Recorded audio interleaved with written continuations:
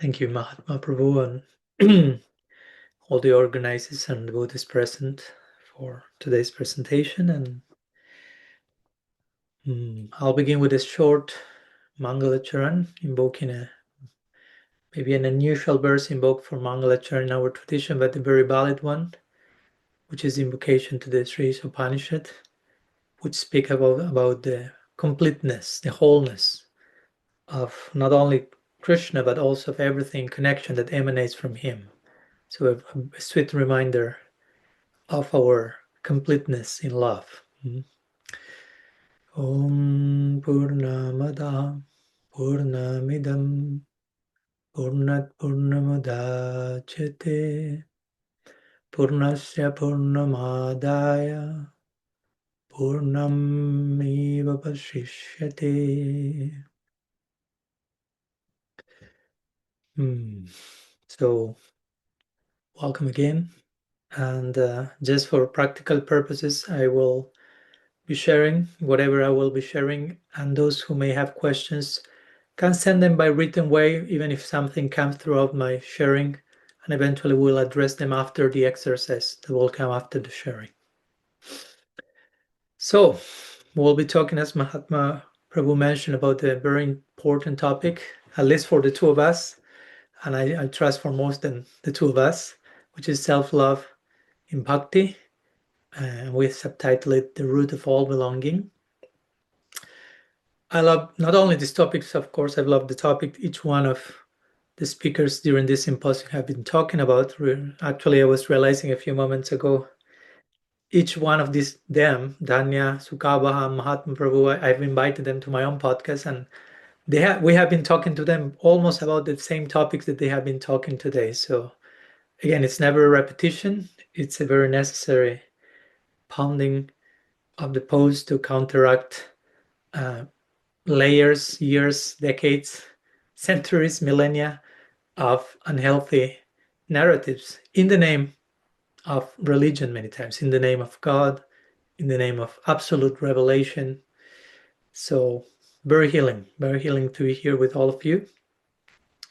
So trying to complement with the presentations that have been shared these 2 days, I like to share some words about some thoughts about self-love in bhakti, a topic that for me is not only deeply related to each one of the themes that each of the speakers have presented, but a topic that, in my opinion, is a required, urgent, preliminary foundation to a proper approach to bhakti, to spirituality, to our devotional life. And it's the idea that we are already loved by Krishna. And on that foundation, we can love ourselves, knowing ourselves fully, infinitely accepted and loved by the most important person. Because that's, for me, the very first step. If you take the first step wrong, it kind of affects the rest of the sequence. As Srila Prabhupada will say, if you're adding numbers and you add the first number wrong, no matter how perfectly you add the remaining numbers, the end result won't be correct. So if we start with a no rather than with a yes, I'm loved by Krishna, you start with a no, I'm not loved, I'm unloved, I'm unlovable, and therefore I'm unloving, it affects everything else. If we start with a negative ontology, probably we develop fear, we develop the necessity to control. But when we start with a positive ontology, with a positive understanding of reality, we attain freedom. That's why, interestingly, most of the sacred mantras in our tradition start with Om, like the one I recited in the Mangala Charan, Om Purnamada Purnamida. Om in Sanskrit is a way of saying yes. If you want to say yes in Sanskrit, you just have to say Om. So all these great mantras in our tradition start with a very resounding yes, a positive first step, an affirmation. You are already loved. You are already accepted. Om. So it's very important to have this first step properly in place, because if not, we may start with I'm not loved, so I have to earn love, I have to deserve it. Krishna doesn't care for me until I become perfect, who knows what, right? So yeah, this is a topic I'm passionate about. We spoke about it with Mahatma Prabhu and when I invited him to my Free Radical podcast. Actually, this will be the theme of my next book. I feel it's such an important topic that we need to at least write one book about it, and of course, not only one, but so many. Uh, Krishna's unconditional love. How, on the foundation of being infinitely loved by Krishna, we can learn to love ourselves for the right reasons, so to say. We can allow healthy self acceptance, self understanding, self compassion, self forgiveness, self empowerment. Even if we have to change so much, as the famous psychologist Carl Rogers will say, the paradox is that I can only change something if I accept myself first. If I do not accept myself, I cannot change anything because change comes after self acceptance. After I assess where I am realistically, where I am on my journey, then I can realistically ascertain what needs to be changed. So first comes self-acceptance, then self-change and transformation. And of course, self-acceptance in itself is change and transformation. I'm really glad by the presentation that Tsukawaha have done before me. It was really paving the way in a golden way. So thanks so much for that. And I really appreciated the emphasis on shame, toxic shame particularly. And of course, she spoke about denial as one of these main anarthas that sometimes we do not name them as such. So until and unless we name them, as Danya was talking yesterday, something is not existing in our landscape. If I don't have a name for that, it may not be on my radar. So as Mahatma Prabhu said, we need probably to write, and if not, at least read books about shame, toxic shame, and how that can really be the worst capital sin, if you want to put it that way, right? So I'll be sharing a few thoughts to begin with about this idea of Krishna's unconditional love, then how we can love ourselves on that foundation. Then after the sharing, we'll do a short exercise for a few minutes. Then we'll invite you to present any questions you have. But so far, if something comes during the sharing, you can write them in the chat, and Bhakti Rasa will help me to keep them in order. And at the end, we will have our closing panel. So, self-loving bhakti, the root of all belonging. I really love the word belonging. For me, it's very related to the main theme of the symposium, the courage to be real. I cannot belong if I'm not real, right? I cannot belong if I do not present myself for who I actually am. I always like to make this main important emphasis on the difference between belonging and fitting in. Because it's very interesting. I've heard it so many times. Sometimes we use the two words interchangeably, belonging and fitting in, but actually they are exact opposites. Because in order to belong, I need to be who I am. In order to fit in, I need to stop being who I am. So I fit in. So the root of all belonging has to do with the courage to be real, to be myself. And of course, for that to happen, I have to know in advance that I'm okay intrinsically. There's not something faulty with the very makeup of my being, in the very core of myself, that I'm already accepted and loved. That's why this topic is so related to that. There is a nice quote. Since everyone has been referring to Brené Brown, I will do it myself also, because I also love her and appreciate her work. So there's a nice quote of Brené Brown that I'm sharing in my coming book. She says, because true belonging only happens when we present our authentic, imperfect selves to the world, our sense of belonging can never be greater than our level of self-acceptance. I will repeat it one more time. She says, because true belonging, subtitle of this lecture, the root of all belonging, because true belonging only happens when we present our authentic selves to the world, our sense of belonging can never be greater than our level of self-acceptance. So I can only feel that I belong when I myself, to show up as I am. But for that, there has to be self-acceptance. If I cannot accept myself, I won't dare to show up. And therefore, I won't experience belonging. And I will replace belonging with fitting in, which implies basically betraying myself in so many ways, putting on one mask after another. Mhm. Especially religious masks. Those are the most effective, right? They look very spiritual, they look very paka, but there can be still masks. We can hide so much in religious ideas, beliefs, postures, not to be so we do not have to be ourselves. Mhm. And unfortunately, religion throughout history have done so much harm in that direction, insisting so much on very demanding notions of perfection and perfectionism, and only then you will be loved, only then you will be accepted, only then you belong, right? So that's why we need to deconstruct, dethrone these false myths and replace them with the proper idea. You are already loved, you are already accepted, you already belong, basically. Mhm. Because if that's not the case, then in the name of spirituality, we are just pressing one toxic button after the other. We are getting more and more triggered. Toxic shame. Astara Bratchwell, speaking one of her books, the trance of unworthiness. Another words of way of speaking about toxic shame. We are like in a samadhi state, but of unworthiness. Deeply convinced, I'm unworthy, I'm unlovable.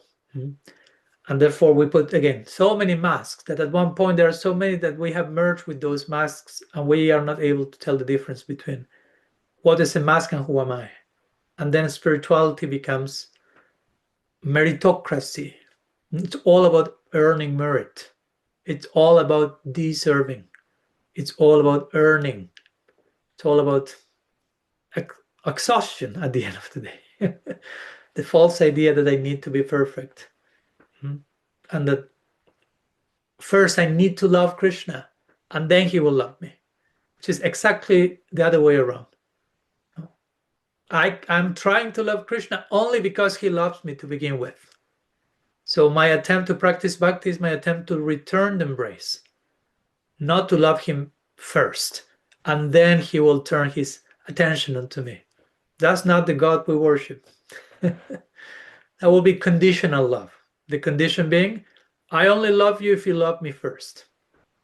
But Krishna loves us unconditionally, which means I already love you even when you did nothing to earn it or to deserve it. Again, love is too much to be earned or deserved.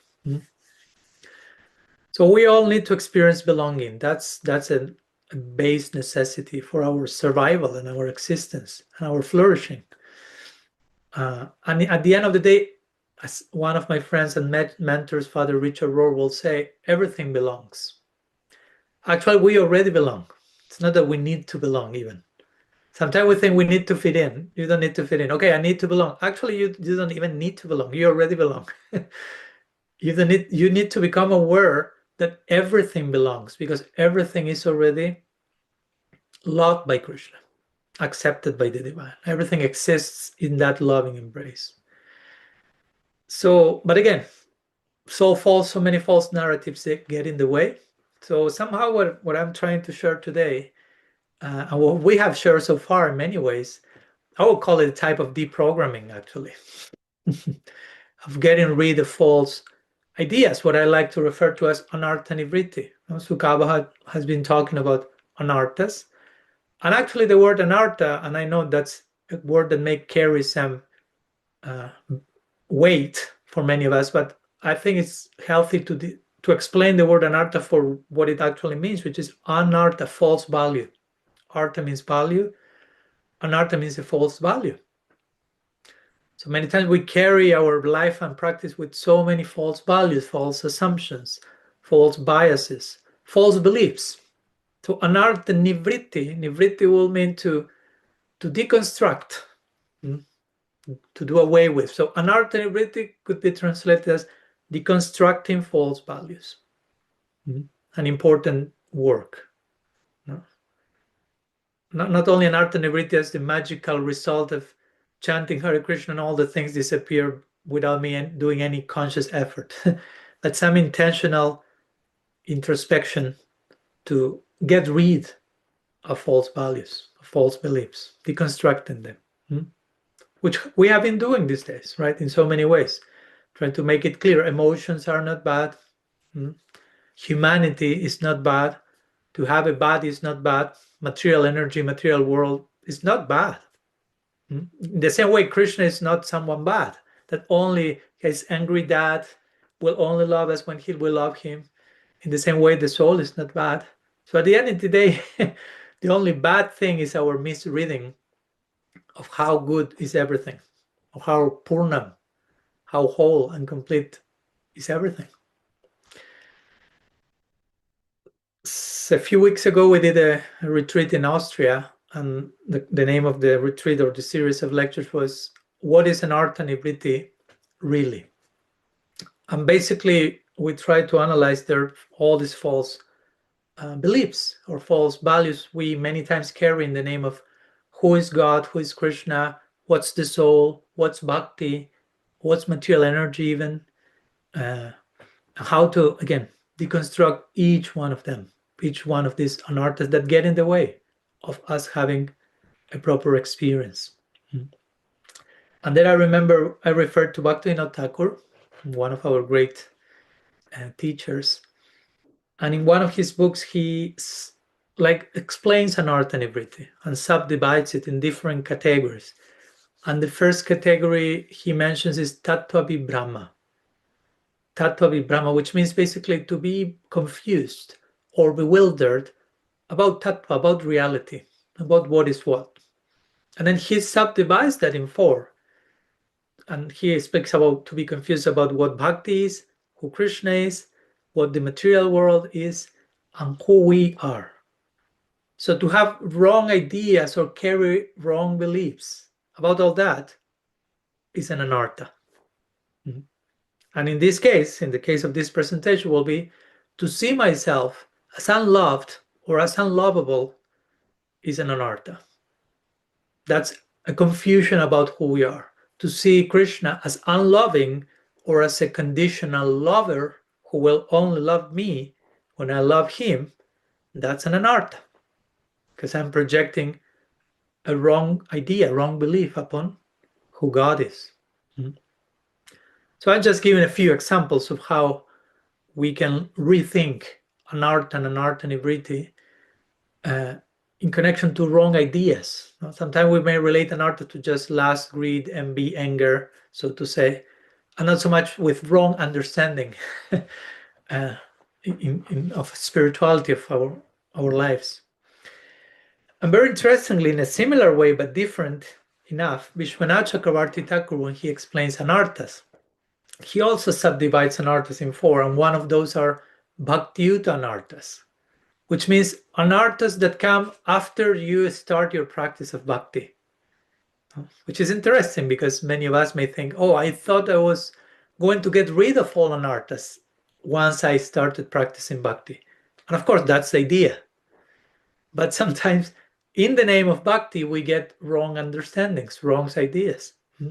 Sometimes we come with our own anarthas before bhakti, and we get rid of those anarthas through the practice of bhakti. But sometimes we didn't carry certain anarthas before bhakti, and we acquire them after joining bhakti.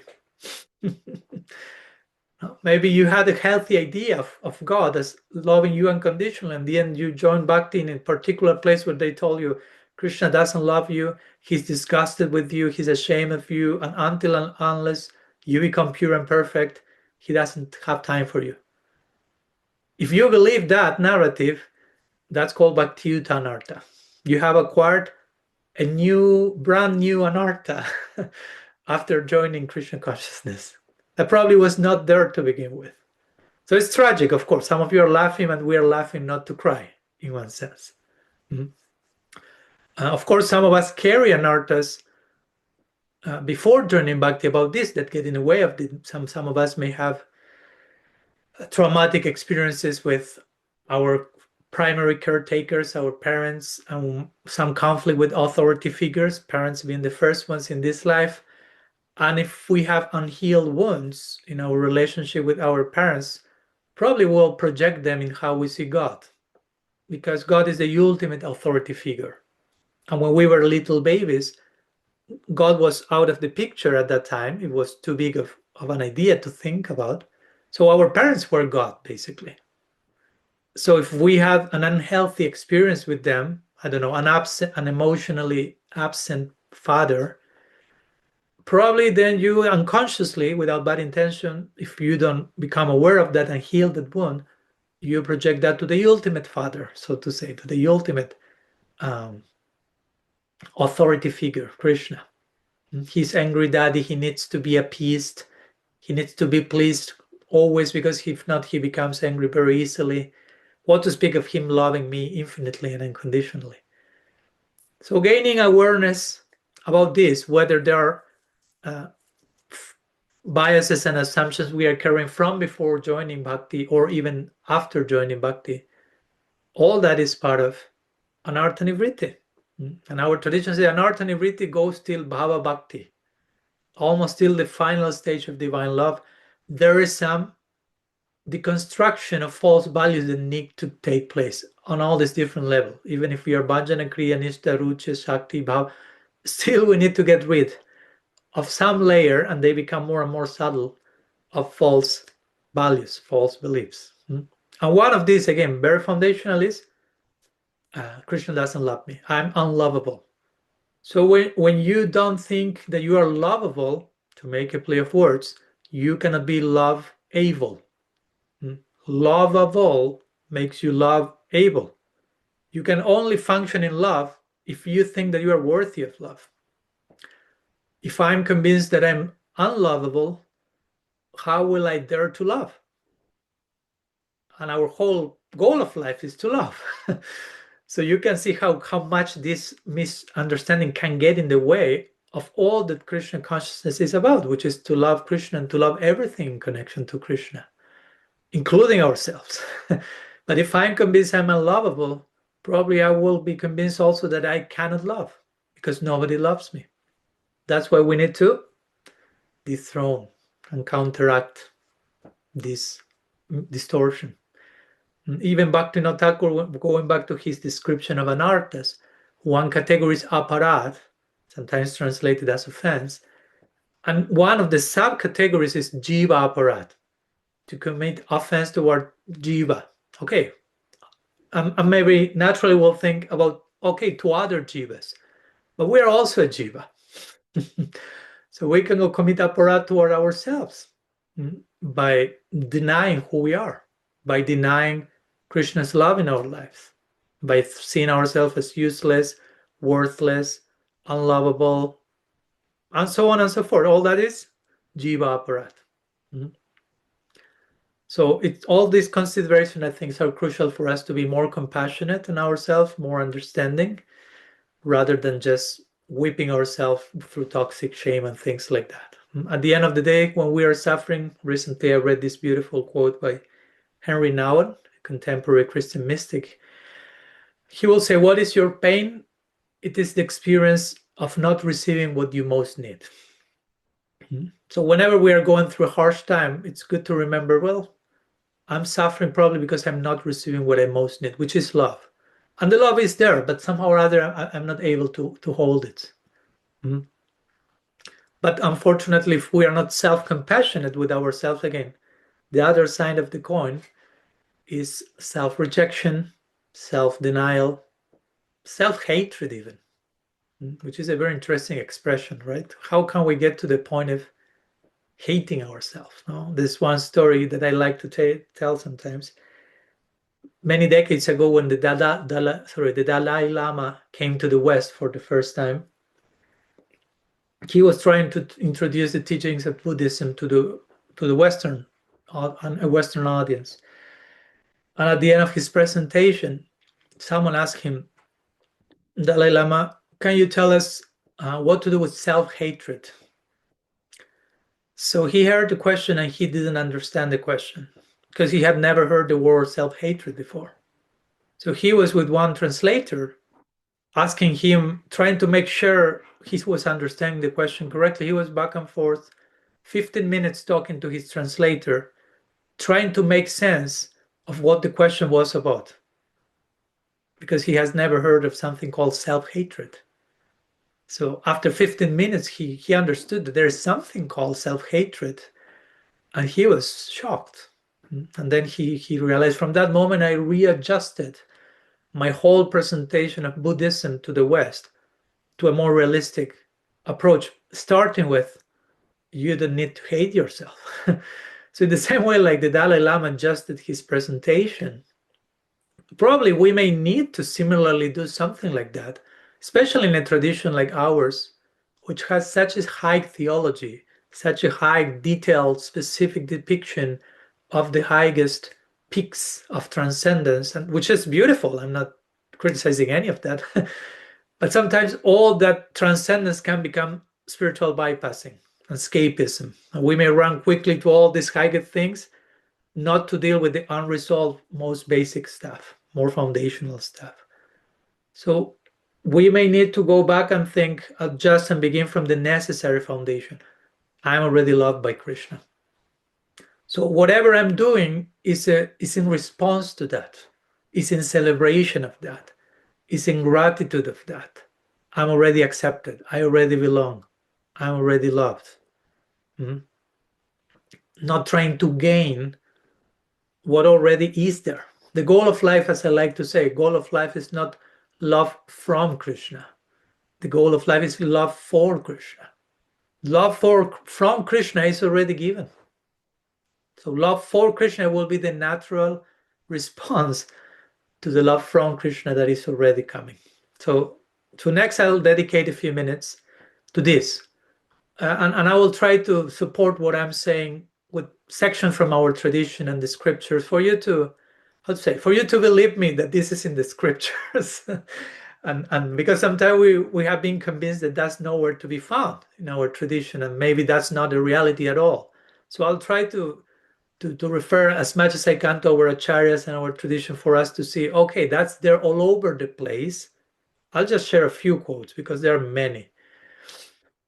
But many times it's all over the place, but we do not see them because we are not trained to find those sections, because probably we are already confused or convinced I'm unworthy and unlovable. So those sections that say the opposite, we are not seeing them for some reason. So it's important to, again, pound this post. So let's start with a few words on God's, Krishna's unconditional love, and then a little bit more on self-love on the basis of that. So every major spiritual tradition will say basically the same thing. God is love. You cannot separate God from love. The Bible says God in love. In our tradition, we'll say Rasa Vaisaha. Krishna is Rasa. Another way of saying God is love. Rasa Vaisaha Rasam Hiyavayam Ladvanandi Bhavati. God is love, and when you know him as such, you become happy. That's an interesting idea. God is love, and when you actually understand that God is love, then you can be happy. And what does it mean that God is love? It means that if Krishna is not only loving, he is love. So if he is love, his essence is love, he cannot not love. He cannot stop loving because his very essence is love. So if you are made of love, you cannot go against your essence. If you are made of love, you cannot not love.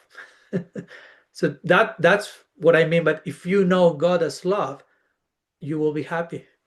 You have so many reasons to celebrate. As I see so many of you putting all these hearts exploding in the screen, there's reason to celebrate, right?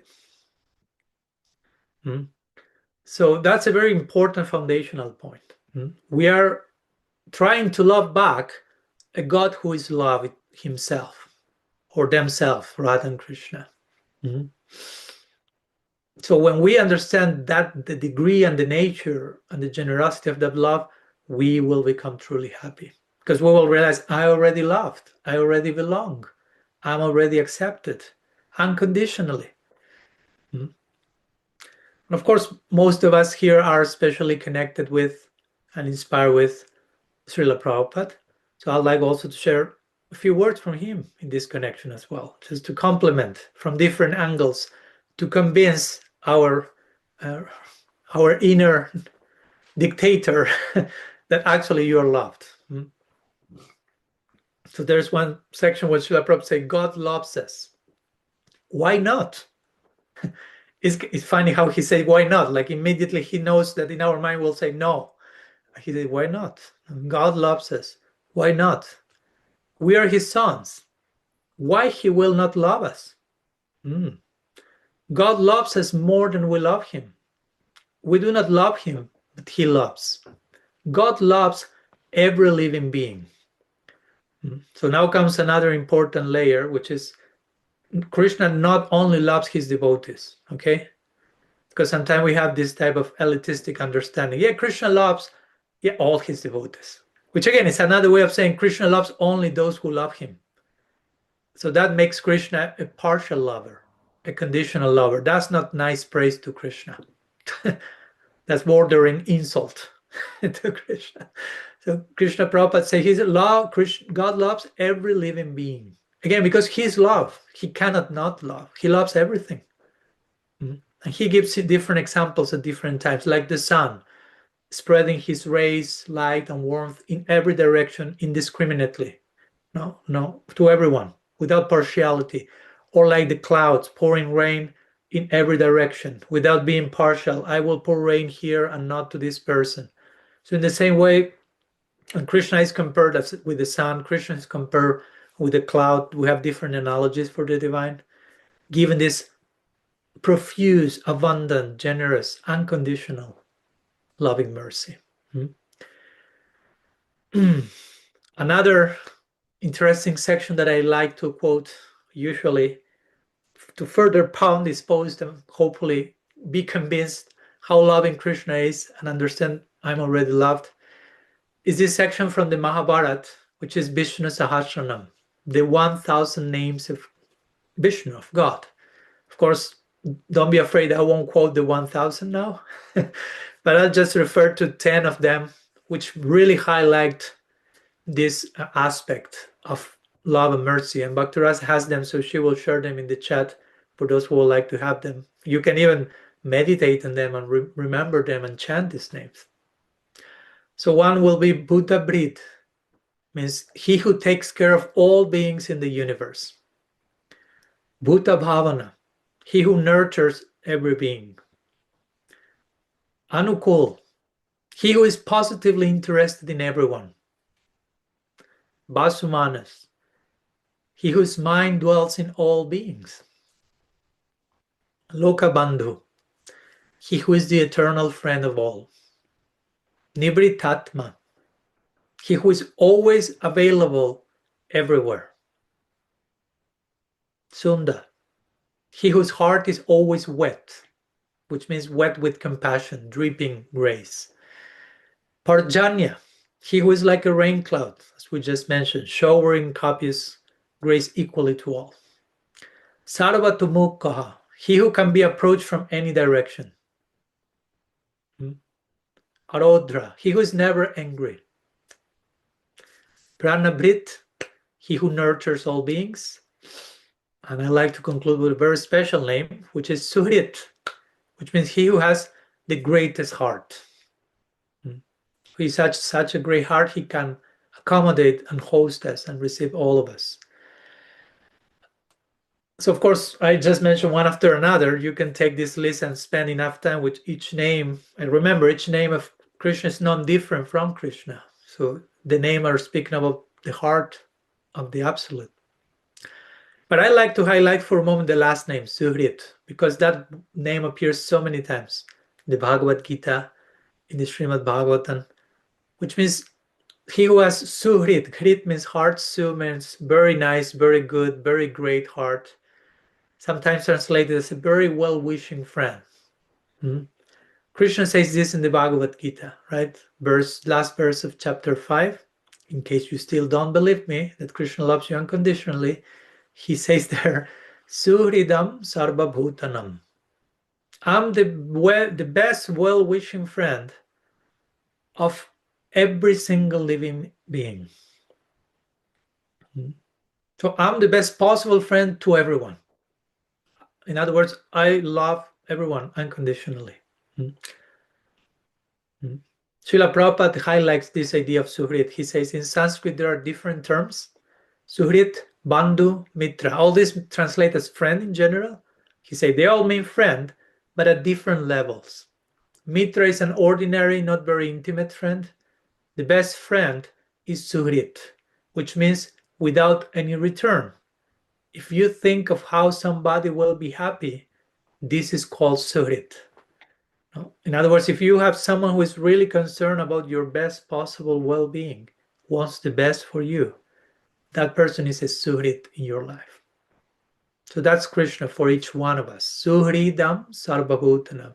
He's concerned with the greatest possible well-being for every single living entity. I know it sounds too good to be true, right? And sometimes that's what gets in the way. We start to doubt, no, it's not possible. How this could be possible? And then we realize, I don't believe that Krishna can be so attractive, but that's what it means that he's the all attractive, right? He's so attractive that we cannot even believe that it's unbelievable, in the good sense of the term, hopefully. I won't go into the details now, but there's this beautiful section in Brihad Bhagavatamrita when Gopakumar arrives to Golok Vrindavan and Krishna tells him basically, welcome my friend, I'm fortunate to have you here for so long. I was waiting for you. I tried to make so many arrangements for you to come to me. But life after life, you were distracted. You were not paying attention to me. And I was really feeling separation from you. And eventually I did some arrangements for you to be born in Govardhan. I appeared as your guru. And finally you have come to me. Thank you. So Krishna is saying thank you to his devotee for arriving to Golok Vrindavan, like feeling you have done me a favor. That's the humility of Krishna. Krishna is not saying, I did you a favor. You are coming here because of my grace, I started loving you first. No, Krishna will never say that to anyone. No, though that's the truth, right? He loves everyone to begin with, even when we are not even aware that God exists. But he's so humble that whenever we choose to turn our face toward him, he will feel grateful for that. So this is how Krishna feels for each of us.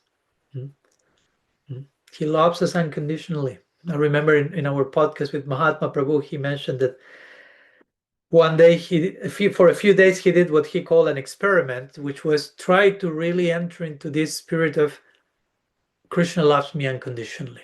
And stay there, because these are not just words, right? We need to embody them. We need to live as the beloved of God. And he did that for a few days, and he used the word, I was kind of in an intoxicated state. No, it was ecstatic to live my life as I'm really loved by Krishna, having that really present. That's very important to understand how much we are already being loved and accepted by the divine. So that will create a very powerful foundation for self-love, which I like to turn now to for a moment. Self-love in bhakti. Again, here we are not talking about self-love in a word that is selfish, self-centered, narcissistic. No, I'm so incredible, I am my own creation, whatever. No, we are not saying that. And we also do not want bhakti without self-love. We don't want one excluding the other. So, because Krishna loves us, we can build upon that a very healthy, powerful foundation of self-acceptance, because I'm already accepted by the most important person, infinitely accepted. I am the beloved of Krishna. That's a good way of defining who you are. This whole idea may create a new sense of identity. When someone asks you, who are you? You can reply, I'm the beloved of Krishna. That's really true. Many times what we think of who we are, that's what's not true. No? How do we reply to this word, who are you? To this question, who are you? Sometimes we will reply saying, thinking I am what I have, right? Some people think the more possessions I have, the more I am. That's what I am. My properties, my house, my car, I, me, mine, aham, mameti. But that's not who we are, because nothing belongs to you ultimately. No, we belong to everything, but we own nothing. Also, sometimes we think I am what I do, right? We are not human beings; we're human doings. The more I am, the more I do, the more I am. The more I produce, the best I feel about myself. But then I fall sick for a few days. I cannot do anything. I feel miserable because my sense of being is tied to my sense of doing, not to being itself. And that's sattva in Sanskrit, right? Sattva means beingness. Be content with who you are. To be situated in sattva means to be, let it be, let you be. So we are not what we have. We are not what we do. Also, we are not what other thinks of us, no? Because public opinion, nowadays, social media dynamics, people commenting upon us how many likes per day, dislikes, that may define who we think we are. That's not accurate. Nor what I think I am. Many times that's the worst possible option to explore. We are generally our worst judge. So I am not what I have. I am not what I do. I am not what other thinks of me. I am not what I think I am. I am who I am in the eyes of Krishna. That's the most accurate picture I can receive of who I actually am. Who I am in the eyes of the divine. And who I am in his eyes, I'm the beloved of Krishna. That's darshan. Darshan means not only to see, but how I'm being seen by Krishna through the eyes of unconditional love. One name of Krishna is Animisha. Animisha means he who never blinks, which means he's always looking at you with open eyes of unconditional love, and that is never interrupted. That loving glance is never interrupted, even with a blink. There's no blink. Animisha, he who never blinks. He is loving the soul, looking at the soul and saying, I love that. This is present in every tradition, not only our tradition. Mystical Christianity, St. John of the Cross will say, love what God sees in you. Krishna is seeing something in you, or basically Krishna is seeing you. He's loving that, so you have to learn to love that. Loving Krishna means loving what Krishna loves. Right? If I want to love Krishna, I will love the thing Krishna loves. Like Prabhupada will say, if you love me, love my dog. So if you love Krishna, you have to love the things Krishna loves, and he happens to love you and to love all of us. Because he finds the soul, as he will say in the Bhagavad Gita, amazing. Verse 29, chapter 2.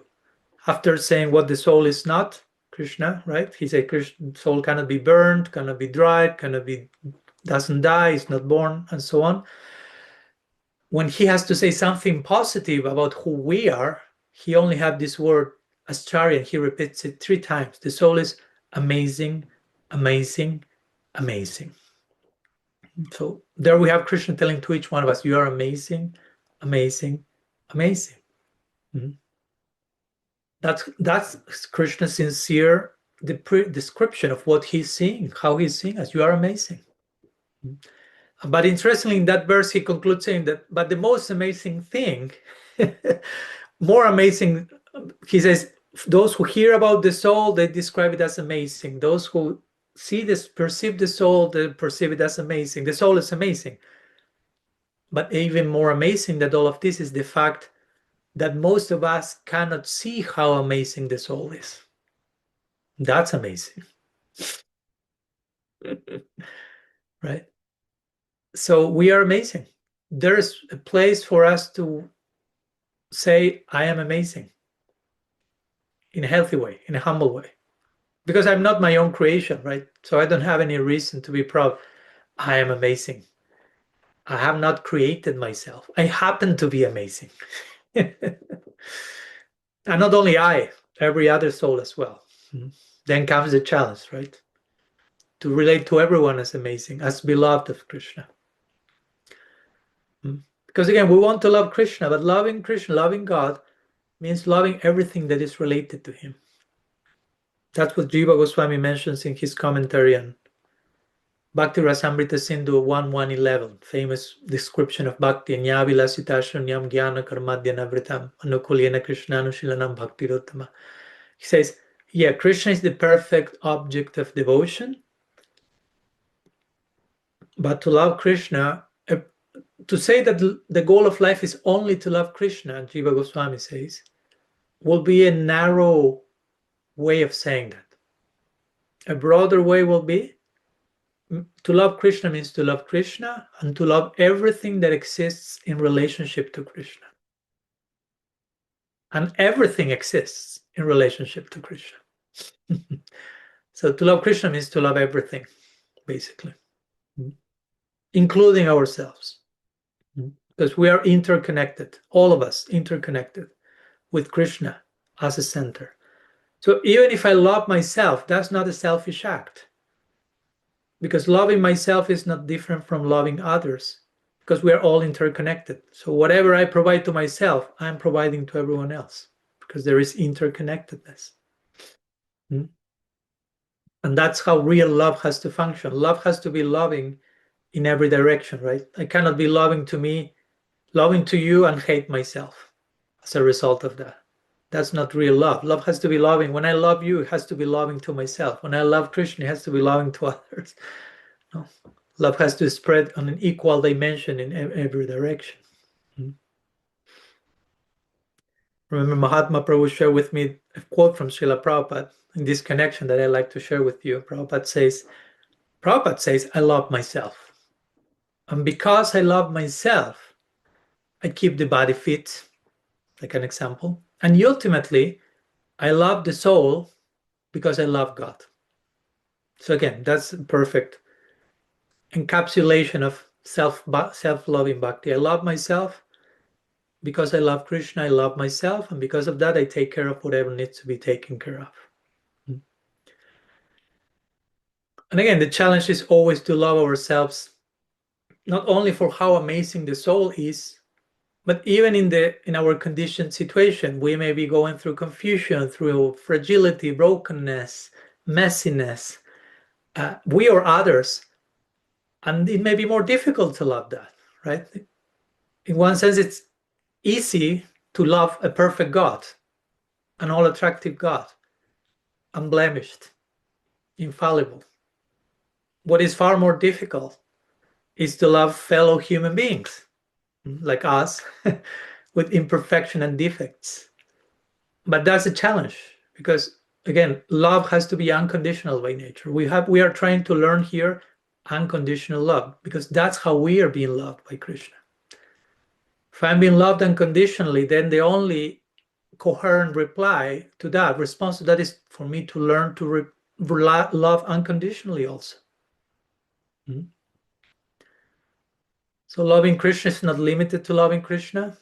It has to go in every direction. There is this beautiful quote from Dorothy Day that I always like to share. It's a heavy one, so those who are sitting, please fasten your seatbelt. She says, I only love God as much as I love the person I love the least. I'll only love God as much as I love the person I love the least. In other words, my love for Krishna has to be reflected in all my relationships, especially those who I still think I don't love that person, I don't like him, I hate her.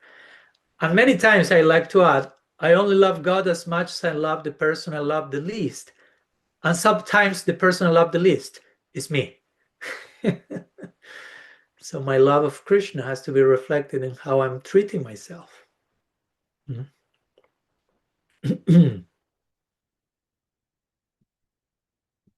Let me share with you one more quote before we move to our exercise, which is a beautiful quote, very clear.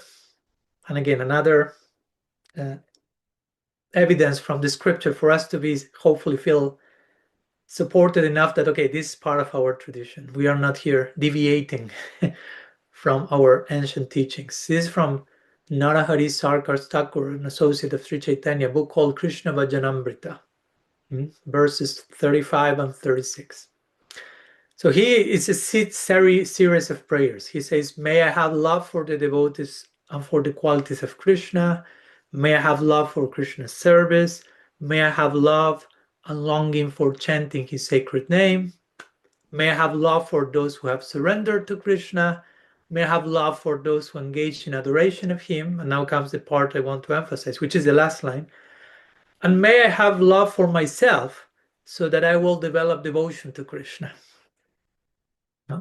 He used the word atma in the Sanskrit. May I have love for my own atma so that I will develop devotion to Krishna. In other words, if I don't learn to love myself, that may probably get in the way of developing love for Krishna. So these are a few thoughts in connection to Krishna's unconditional love and how this can help us to develop self-love. And of course, one more thing that comes to mind, and probably you will share that in the questions because that's a classical one, which is, well, okay, nice, thank you, Maharaj. But if someone has never experienced any form of unconditional love in this life, and if I tell them God loves you unconditionally, what difference makes for them? Because they don't have an experience of that. They don't have an idea what it means. They probably won't believe that God loves them unconditionally because they have to go through some difficult situation. So the most ideal answer to that question then will be, you have to embody that unconditional love for that person. Right? If someone is asking us, okay, I don't believe in unconditional love, and you believe, means you have an experience of that, then you are committed to extend that experience to others. A short experience of deep, pure, unconditional love, I'll be sincere as much as I can transform the life of someone more than years of dogma or beliefs or who knows what, right? So first of all, we have to begin doing the homework at home, right? Trying to convince ourselves actually that we are loved, that we are lovable, to enter that space, to have that experience. Like again, one of my mentors, he will say, that's surrender, basically. Surrender is the willingness to trust that you are beloved by Krishna. It's really that simple. That's another way of defining surrender. Surrender to that fact. Surrender to the reality that you are being loved. And the love is already given, the grace is already given, but it may not yet have been fully received. So we also have to do our part, which is extend the hands and receive the gift. Krishna is already loving us unconditionally, like this rays of the sun, like the water of the rain cloud. But we may be very expert in hiding from the rays of the sun, and we'll say there's no light. Light does not exist, but that's because I'm just on the cave. No, rain clouds do not exist. Rain does not exist just because I'm always under a roof or something. So it's important to gradually expose ourselves to that reality. So anyhow, a few thoughts in this connection. And now I would like to share with you an exercise trying to put this into practice as much as we can. Self-loving bhakti. So this will be an exercise of about 10 minutes. So whomever is moderating this, please, you can let me know when the 10 minutes are over. So now that we have been exploring how Krishna's unconditional love forms the foundation of our self-love, self-worth, self-acceptance, let's do a powerful practice, which is for the next 10 minutes. Let's try, if you have pen and paper, ideally, let's take some quiet space to write a letter to yourself. A love letter, to be more precise, a self-love letter to yourself. And ideally do this by hand, because again, writing on paper creates proper time and space, helps us connect more deeply with what we are feeling. And some guiding points to support you as you write. You don't need to do it like I'm saying, but some ideas you can begin if it helps you to. With Krishna's unconditional love, Krishna's gaze. Imagine how Krishna is seeing you, fully loved, fully accepted, cherished. And then speak to yourself kindly with affection. Write that letter as you were writing to someone you deeply love, as Mahatma Prabhu once told me. Treat yourself as if you were your best friend. write that. And in that writing, you can include forgiveness, self-forgiveness, self-acceptance, encouragement, offer yourself compassion, understanding, and the freedom to be who you are in order to change what needs to change. And if you feel like it, you can close with a blessing, with a prayer, or with a wish for yourself. So that will be basically the exercise. So for the next 10 minutes, we invite all of you to do that. I think Bhakti-Rasa shared the prompt in the chat if you need to go back to it. It's written there. And we'll meet each other again back in 10 minutes for whatever questions you may have.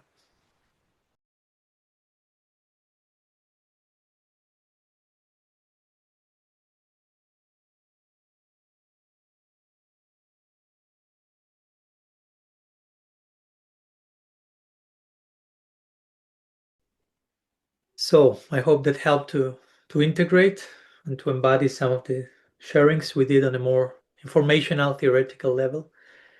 And next we will spend a few minutes. There's not much time, so we have some time for the panel as well. So I'll entertain some questions that have been sent already in written form by the chat. Bhakti-Rasa is sending those to me privately.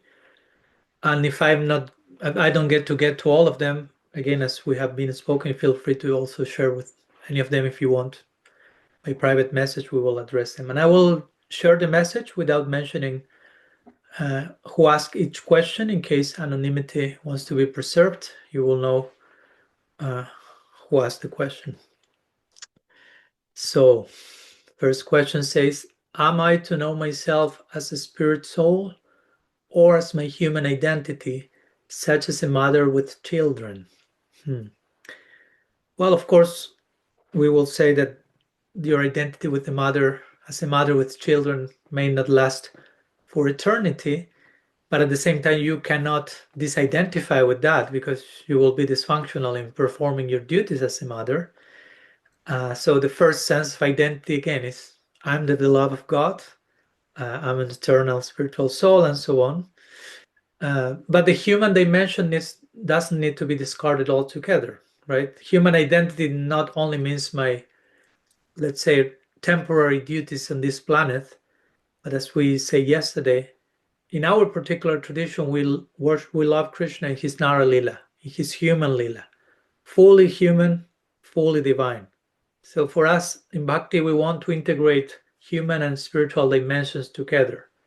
We don't want to become divine at the cost of stopping being human. So we are both. We are spirit, and the ultimate potential of the soul in the Braja Lila is fully human and fully divine. So we don't need to discard our humanity. Actually, we need to become fully human. The problem with our humanity nowadays probably is that we are not fully human yet. So that's the actual problem. So that will be some words in that connection. Of course, each question can be answered in big detail, but time is of the essence here. Is it possible that one is programmed not to know what love is or how to love ourselves? I mean, depends what you mean by programmed. If you mean like we come by essence in our core of our being programmed not to know what love is, I will say no. Of course, being born in a certain environment, in some cases going through some traumatic experiences and so on, if we want to speak of that as a programming, as a conditioning, of course, sometimes, unfortunately, some of those experiences prevent us from a genuine experience of what love is.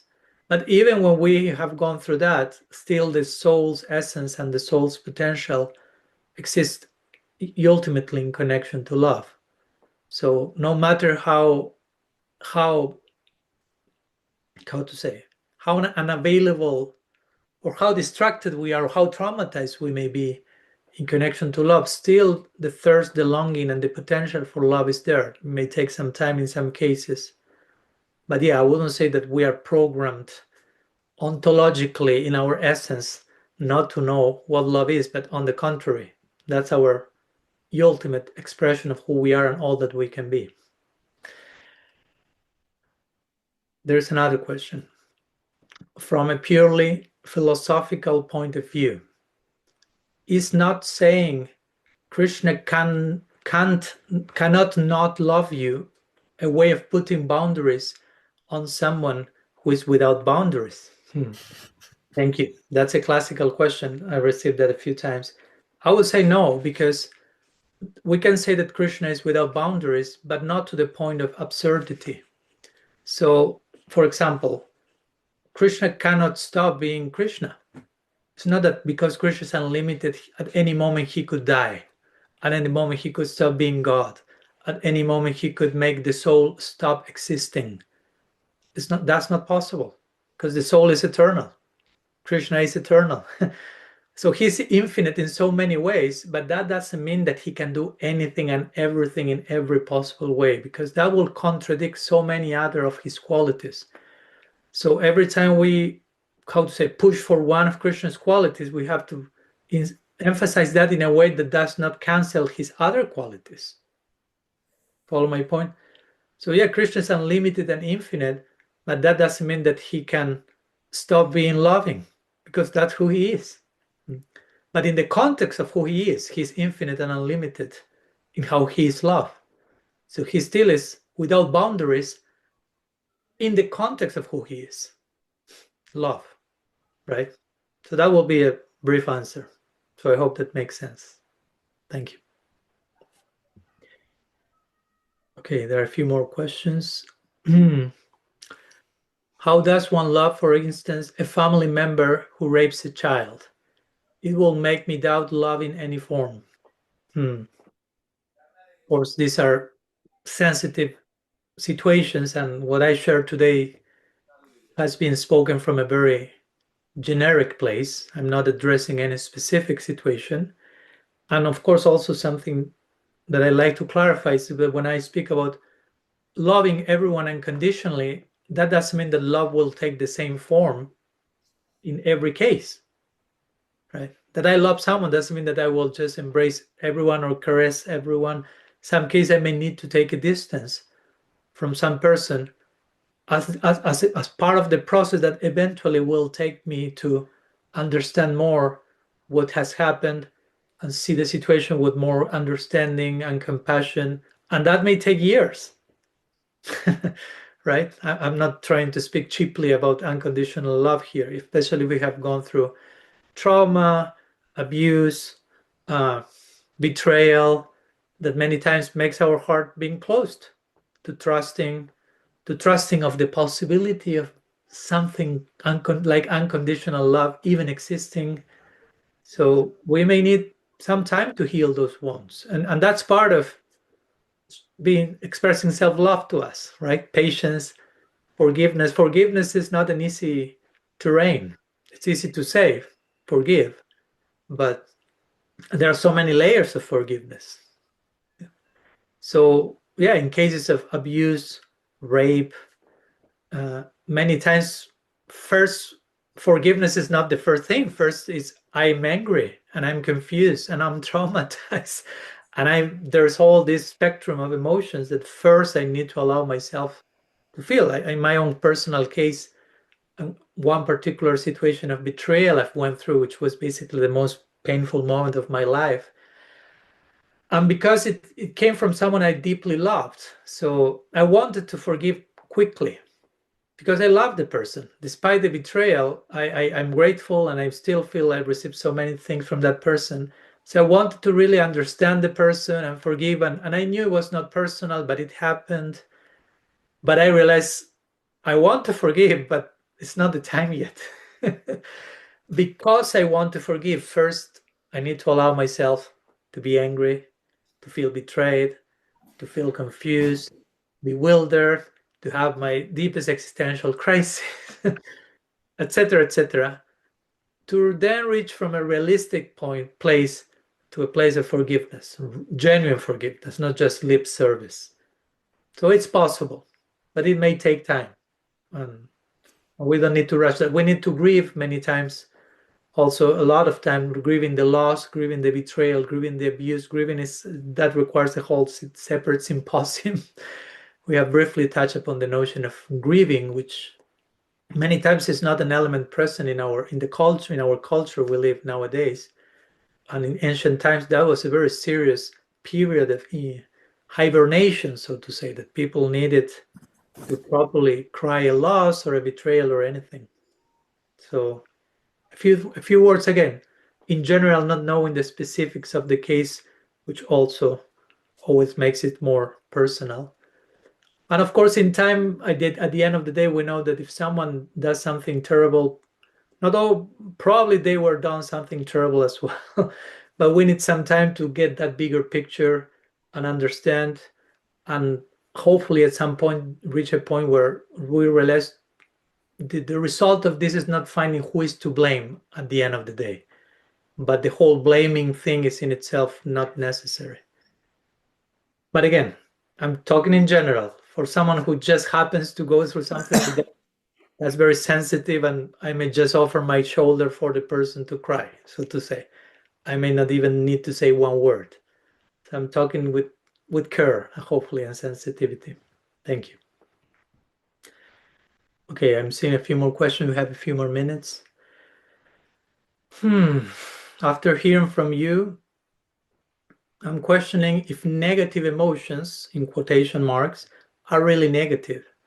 Because when it is in relation to Krishna, it's sweet and positive. Yes, totally. As I think we mentioned yesterday, there are no negative emotions. Emotions are not bad. Emotions are. What we do with our emotions can be bad or good. But emotions are. So they are not intrinsically bad.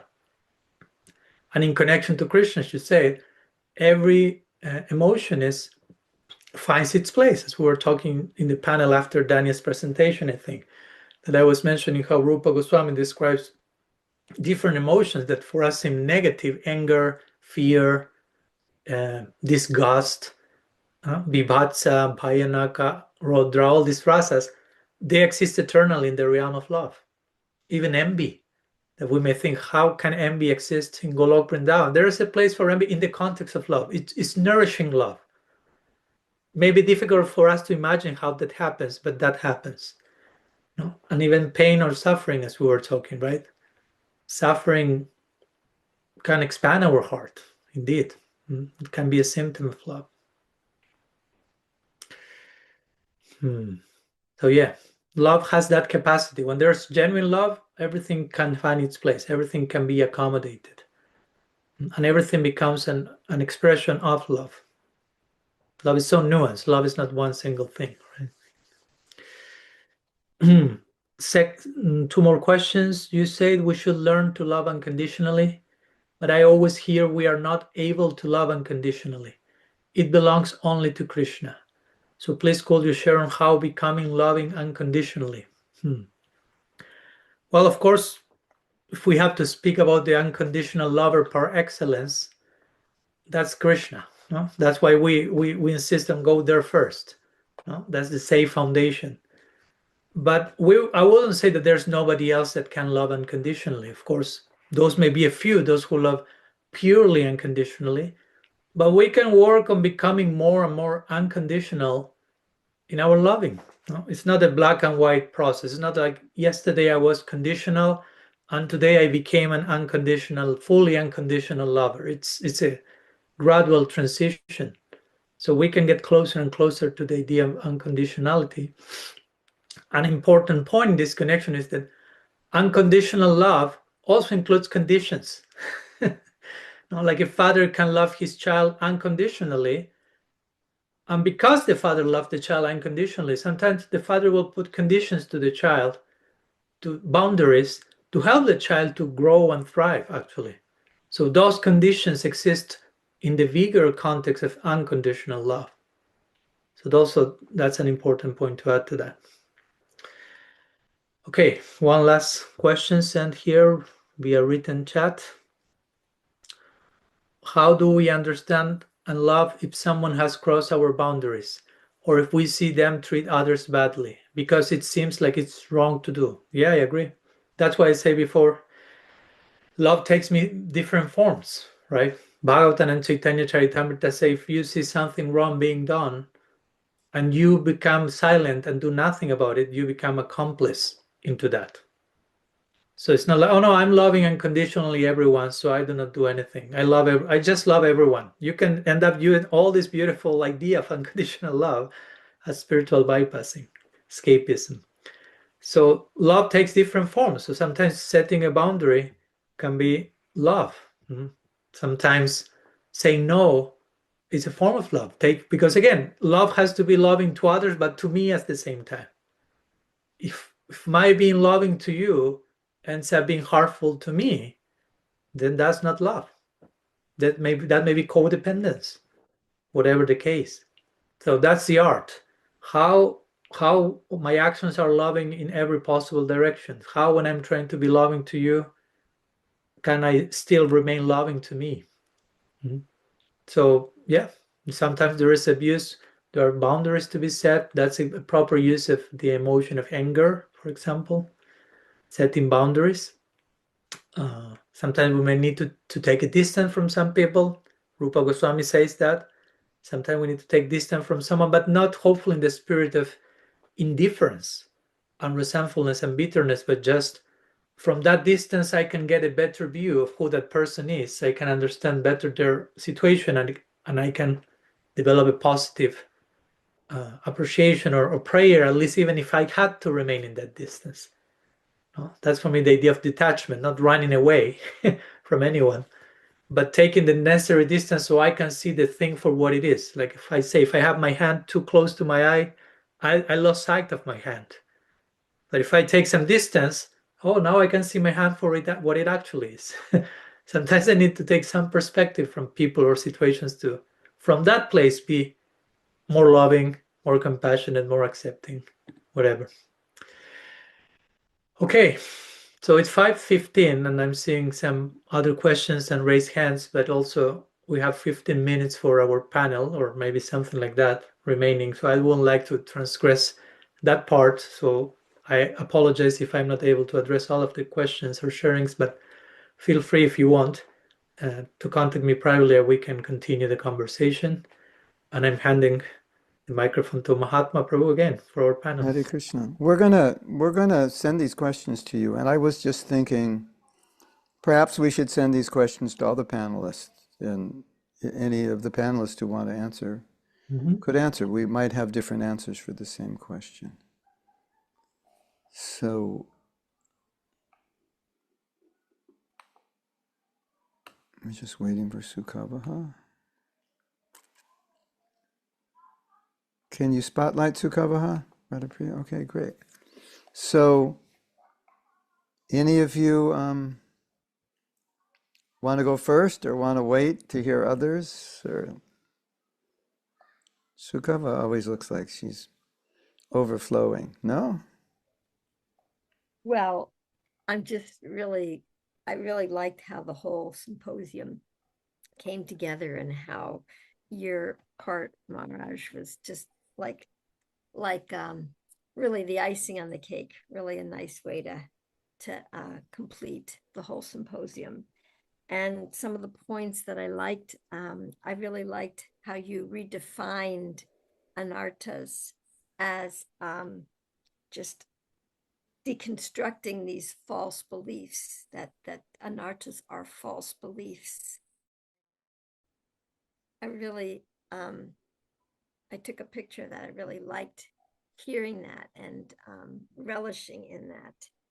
And the part about I happen to be amazing was also very, very cute because it's like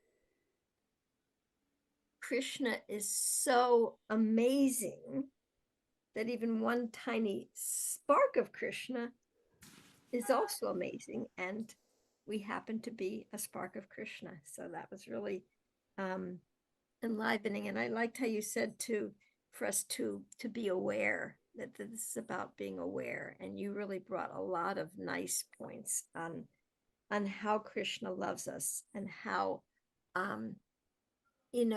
having that as a foundation, reminding ourselves, okay, this doesn't feel really loving Krishna, like what's going on here, because I'm told you love me. I don't understand this. So just to really have that as a foundation, like that the formula, Krishna loves me is there as a foundation.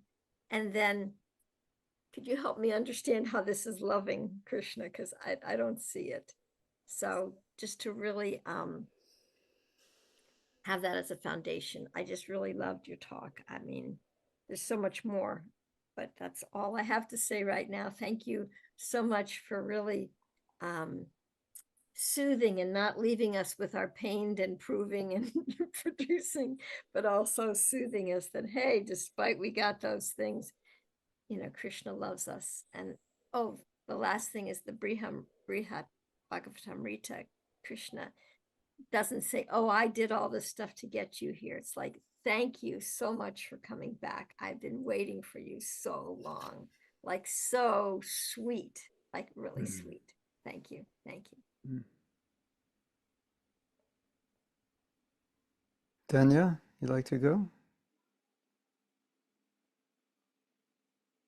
Yeah, I also really appreciated your sharing, Maharaj, and I've heard you, really explore this topic in a way that feels genuine and also feels like it acknowledges all the different facets. There's a way in which we kind of, it's such a huge statement to say we're recipients of God's unconditional love that sometimes I feel like it's collapsed into a very flat kind of blanket statement that feels sentimental and somehow like impenetrable. Like, what does that mean?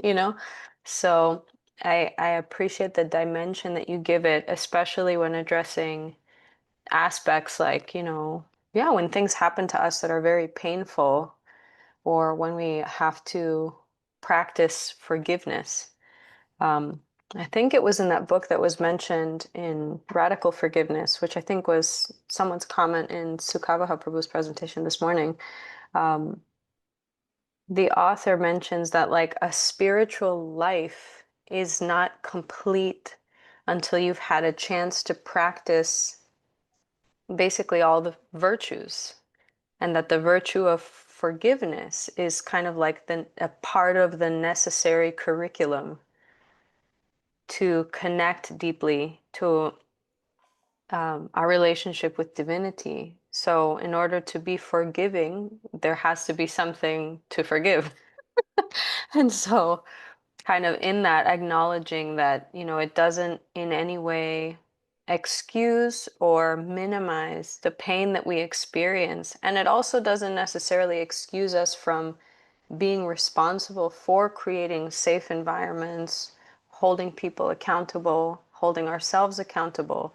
There has to be some balance there. And you spoke to boundaries being some of that, which is, yeah, I really like how you phrased it based on Bhagavatam and CC, where it's love taking many forms, and that the form of loving someone, including boundaries, and that you can simultaneously have accountability and transparency and remediation, like reparation, and at the same time have a spiritual practitioner deeply trying to process with the end goal of forgiveness, and how that includes, the part of being angry and feeling confused and feeling hurt and creating distance. That's not forgiveness. Those are all the steps inside of forgiveness.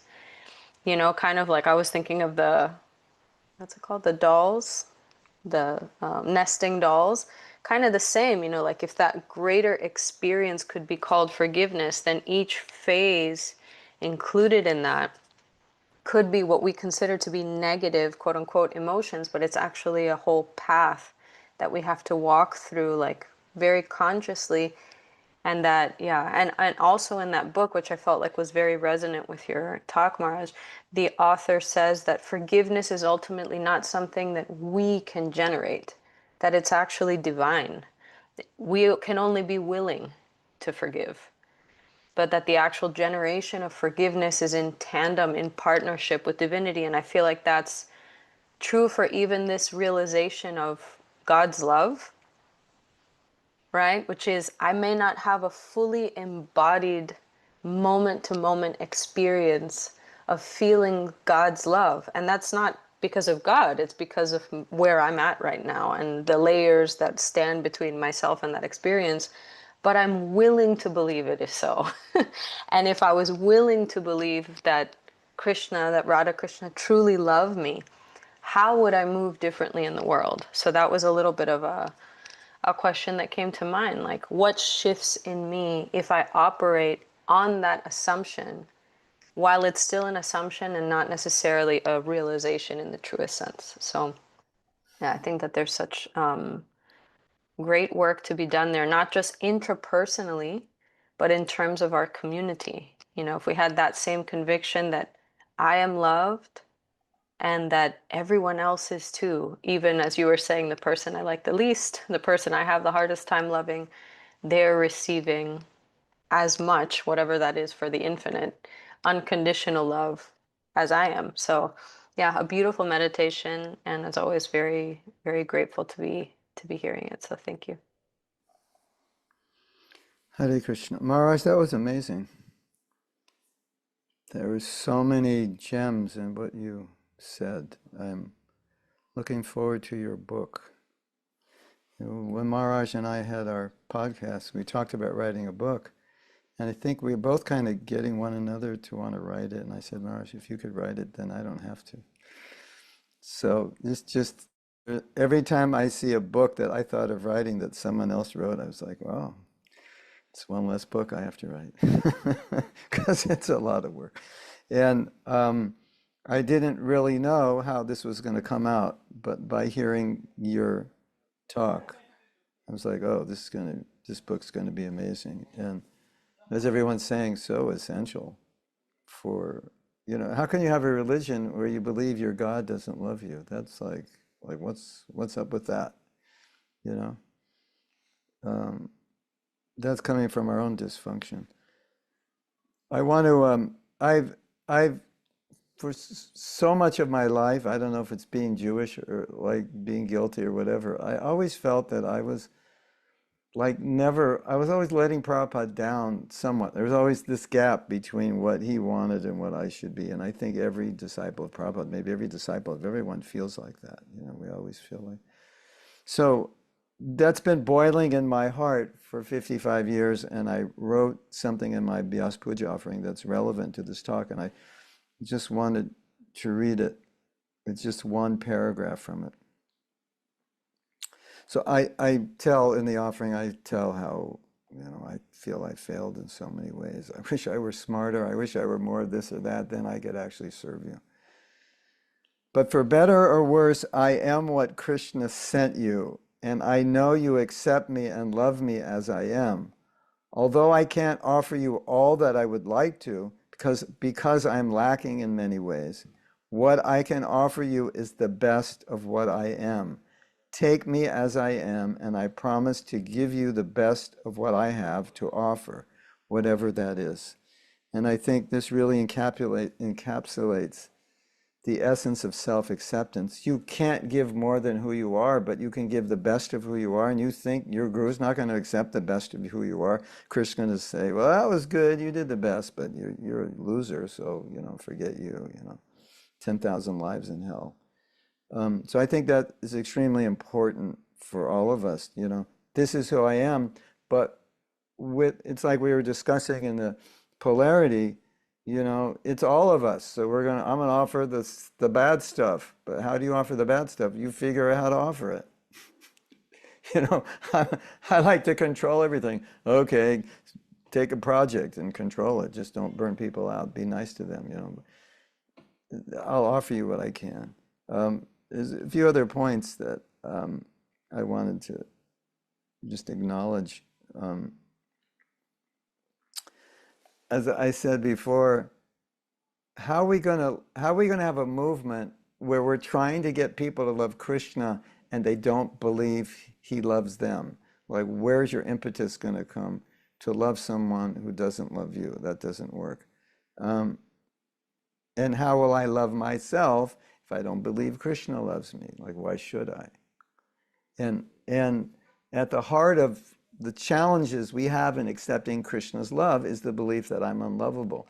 And because I believe I'm unlovable, would Krishna want to love some person like this? So devotees will say, I know the tattva, I know the philosophy. It says that Krishna loves me, but I don't feel it because I feel I'm unworthy. So one thing we need to do is just say, if I'm good enough for Krishna, then I should be good enough for myself. Yes, I mean, like, if Krishna loves me, you know, like, well, I'm good enough for him. I guess I can be good enough for myself. Another point that I've adopted in my life, which I think is really important, that I want to share, is that I've seen every negative action that I perform or could perform, or every negative thought that I have that could be harming to me, as an act not of self-love but of self-hatred. And I always think, if I love myself, I'm not going to do anything that's harmful for myself. So sometimes you'll hear some bad news and it's bothering you.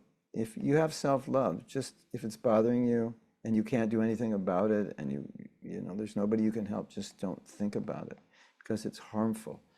There's so much negativity in the world, and if you allow that negativity in, you're just abusing yourself. So I think that's an important part of self-love, is to not allow yourself to think any thought or do any action which is going to be detrimental to your well-being.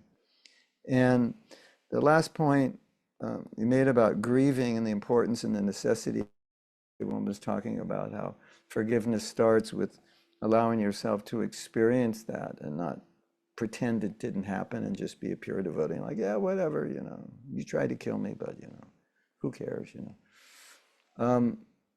They did a survey once, and every temple was given this survey and said, ask the Prabhupada disciples in the temple to answer this question.